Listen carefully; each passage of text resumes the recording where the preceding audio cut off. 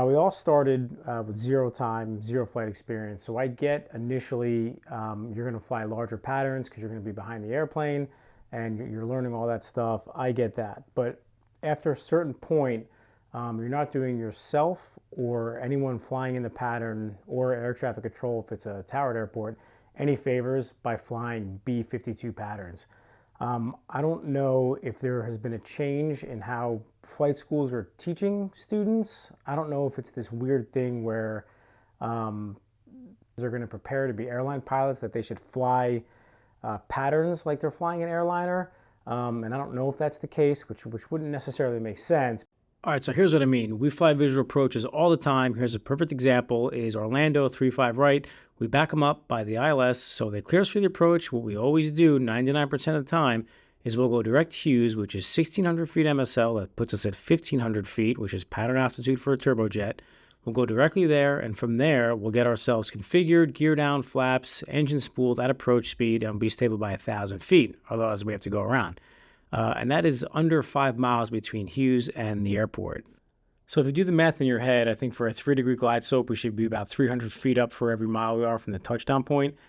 So there's no reason why a single-engine airplane that's going to be below 1,000 feet when it turns from base to final and is probably doing, let's say, 75, 80, maybe even 90 knots, but nothing anywhere near what an Airbus is doing, let's say 145 knots. So there's just no reason for these really, really long finals. I fly a Cub, right? So the Cub is a lot more maneuverable. Everything happens slower. So my pattern is just going to be much tighter than the average single-engine airplane's pattern to begin with. That being said, I'm finding that I could probably do 3 or 4 patterns in. Some of these airplanes are doing 1 pattern in. So when I first started noticing this, I figured, has something changed? It's been a while. I remember the airport facility directory got a new name called the chart supplement, and things probably changed. So I went into the regulations, and just like it has been before, the only thing that the FAA regulates as far as traffic pattern goes is the direction of the traffic pattern. So if it's left-hand traffic, that's what you must fly. Say if it's a right-hand traffic, like my airport, it's left-hand traffic for one runway, right-hand traffic for the other. So that's the only thing that's regulated. And if it's not in the chart supplement, the traffic pattern altitude, it's recommended that 1,000 feet above ground for single engine, 1,500 feet for turbine airplanes, which they recommend turning crosswind within approximately 300 feet of the pattern altitude, past the departure end of the runway. That's fine, turn crosswind, and then this is where things kind of seem to have gone awry. What you want to do is stay within, let's say, half a mile to a mile of the runway. I probably fly it a little bit tighter, number one, because it's a Cub. It's, like I said, it's a real simple airplane, doesn't go very fast. But more importantly, I want to be able to get back to the runway or airport environment if I have any engine problems. And realistically, I don't have the stats to back this up, but I would think that if you're going to have an engine problem, it's probably going to happen during that first takeoff or during a takeoff when you're at high power setting. Whatever the case, that's probably, at least in my eyes, in my mind, where you're going to have the highest amount of potential catastrophic failure. So if you're on a 3 miles from the airport on downwind, you're likely not going to get back to the airport. I know in the Cub, there's no way that I would. So I like to keep it a tight pattern, a tight downwind. The other thing too is if you're turning base on a 45-degree angle from where you're going to touch down, well, think about what that's going to mean if you're flying downwind, a 3-mile downwind on a 45-degree angle. By the time you turn base and final, you're going to be on like a 4 or 5 mile final, and that's not where you want to be. All right, so I made a little quick diagram here on Google Earth. 3 NJ9 is the grass strip where I always do my pattern work. It's a couple miles east of the Flying W, and I see a lot of airplanes that are flying in the pattern at the Flying W. They fly east of Allen's Airfield, which means they're probably around 3 miles or 3 miles away from the Flying W when they're on downwind, which puts them in a really bad position if they lose their engine. But also, by the time they're 45 degrees from their touchdown point and they turn base and then roll out on final, they're probably somewhere between 2 and 3 miles away, which in a single-engine airplane, that just doesn't really make any sense. I've seen some airplanes on a 3-mile final, 300 feet, full flaps, just level flight, and that's that's not a good spot to be in.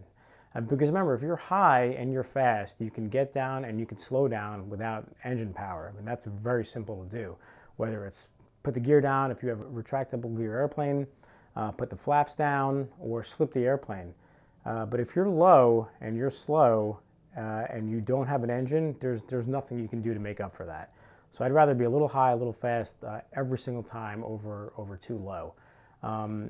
Now, obviously, multi-engine airplanes, complex airplanes, all that. There's a myriad of reasons why you would have to fly a larger pattern. But wouldn't you want to be more proficient in flying a tighter pattern? And then if you have to extend it out, then you can do that. Because if you're constantly flying B-52 patterns and you go to a towered airport and they want you to fly a short approach or keep it in tight, are you going to be proficient in that? I don't know. But I know if I'm routinely flying tighter approaches, not only will I have the safety net of getting back to the runway or airport environment if I lose an engine, but if they need me to extend it out, well, that's no problem because I'm usually flying tighter approaches. And again, when I was looking through what had possibly changed, nothing really changed, but the FAA actually does put out a ton of really good information. And the latest is this advisory circular.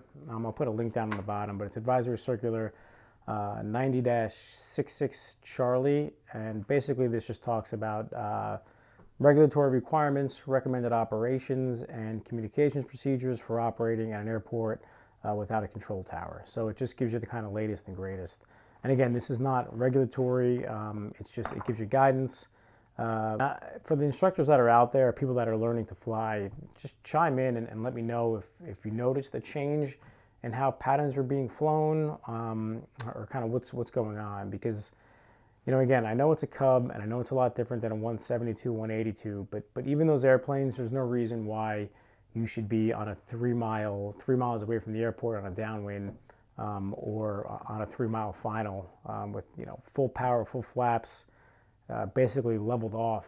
That's just not, it's not really where you want to be. That's not, there's nothing in the airplane flying handbook that suggests that that's a good technique.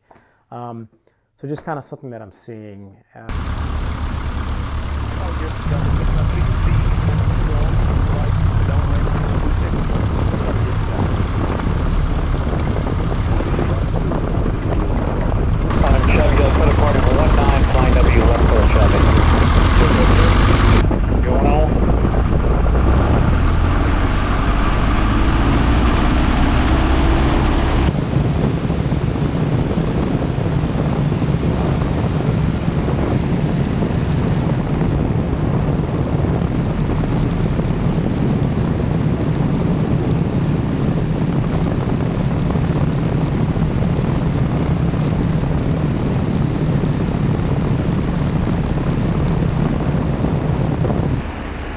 Your step.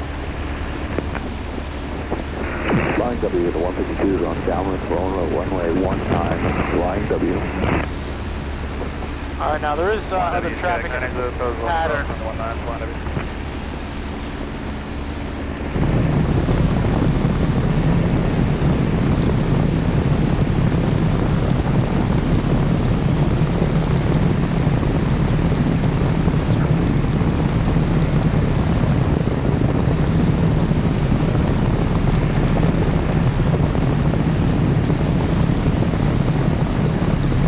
Your step is 334, go, lift approach wind for 8, south your step. Let's cross 19, find the V. Find any traffic, we are going to the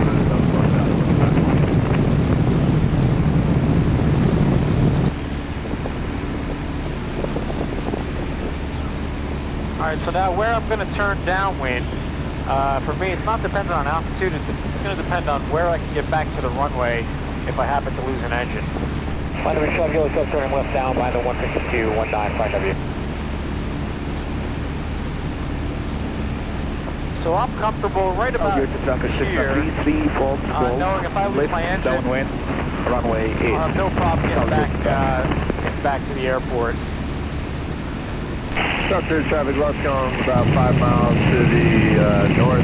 We'll be going on a left downwind for 08 South Jersey. And for me and the Cub, it's about halfway down the strut.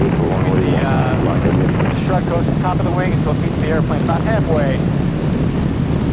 And again, it's gonna change depending on your airplane, but for me, this is where I like to be.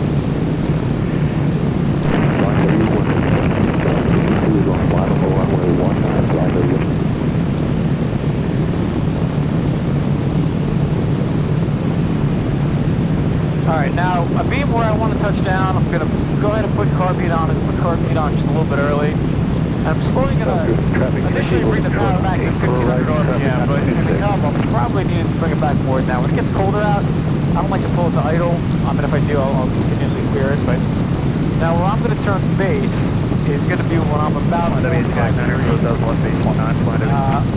See a lot of other airplanes go way beyond that. Why they do that, I have no idea. But I'm 45 to where I want to touch down. South Jersey, left, going to be joining the extended left downwind for 08 South Jersey. That's turning base 19, flying of you. W is Niner to the coast, final 19. Again, if I lose the engine, CC, false golf, final, runway 8 South Jersey traffic. I'll have no problem making the runway. CC, false golf, we're gonna fly 8. Under traffic, Cub turning final 19, flight of you. Still at us, we're final 19, flight. And again, power for altitude, pitch clear. Clear of runway 19, flight of you. South Jersey traffic, left Gulf, joining left downwind, 08, South Jersey.